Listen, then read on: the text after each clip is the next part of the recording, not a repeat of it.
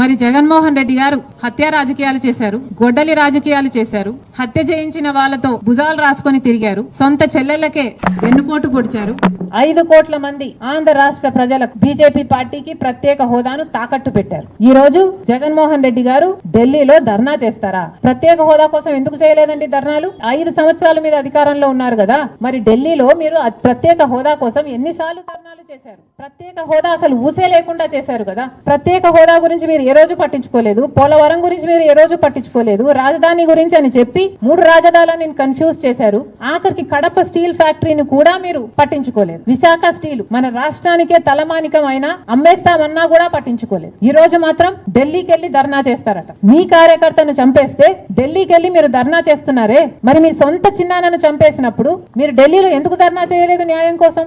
జగన్మోహన్ రెడ్డి గారు సమాధానం చెప్పాలి. ఒకవైపు ఇక్కడ అసెంబ్లీ జరుగుతుంది, అసెంబ్లీ జరుగుతున్న సమయంలో మీరు